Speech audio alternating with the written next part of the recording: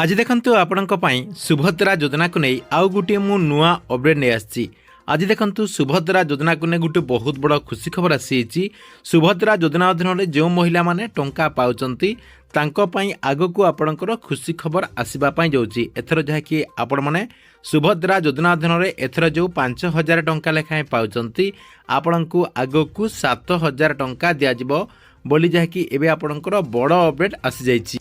तेबे देखंतु केउ महिला मानंकु आगो को सुभद्रा योजना अधीन 7,000 टंका दियाजिबो एवं काहींकी दियाजिबो एवं केबे ठारू आपणंकु एई टंकाटी दियाजिबो एवं ए नै कोन अपडेट होईची आपणंकु मु एई वीडियो माध्यम रे पूरा डिटेल जणे देबी, जहाँकि आपण माने वीडियोटी को शेष पर्यंत देखिला परे से नै पूरा इन्फॉर्मेशन टी जानि परिबे।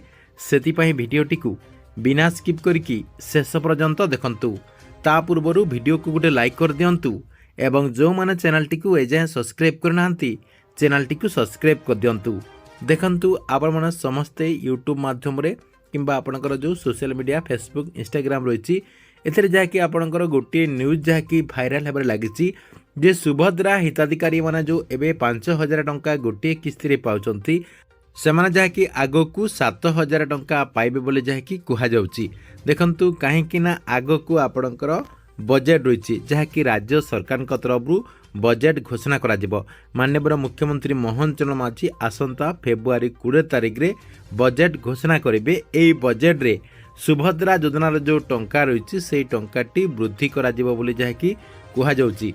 जहाँकि माननीय मुख्यमंत्री मोहन चरण माझी एई बजेट रे बहुत सारा योजनार टंकाटी वृद्धि करि पारंती बोली जहाँकि ओडिशार जनसाधारण अपेक्षा कर रहिचंती एवं आशा मध्य करा जाउची जे बहुत सारा योजनार टंका जहाँकि वृद्धि कराबार आशा रहउची।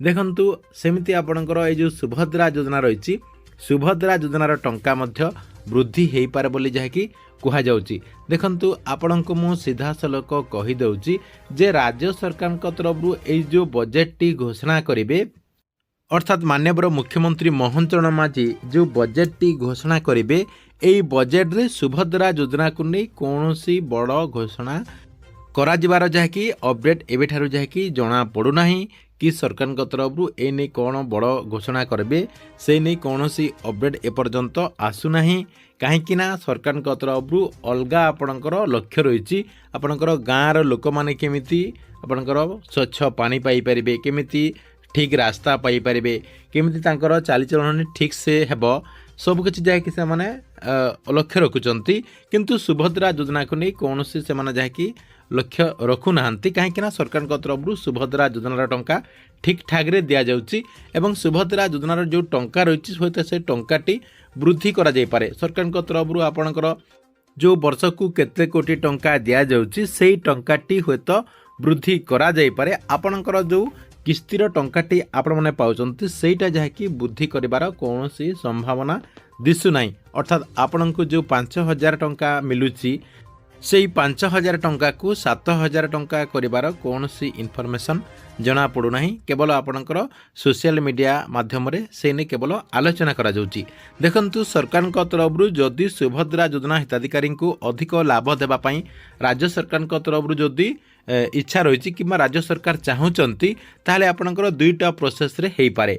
होतो आपणको ए जो मार्च 8 तारिख रे सुभद्रा योजनार टंकाटी दियाजिबो सेई किस्ती रे आपण मानकु होतो एका संगकु दुईटा किस्तीर टंकाटी मिली पारे किंबा आगो को आपणकर जो निर्वाचन रही अर्थात आपणकर जो पंचायत निर्वाचन रही पंचायत निर्वाचन आगरू आपणकर मझिरे गोटे किस्तीर टंकाटी मिली पारे। जदि आपणकु मार्च 8 तारिख रे केवल 5,000 टंका दियागला ताहले आपण माने आगो को होतो सुभद्रा योजनार आउ गोटे किस्ती टंका मझिरे पाई पारंती किंतु आपनको 7,000 टंका एका संग को मिलिबार जहाँकि कौनसी संभावना दिसु नाही।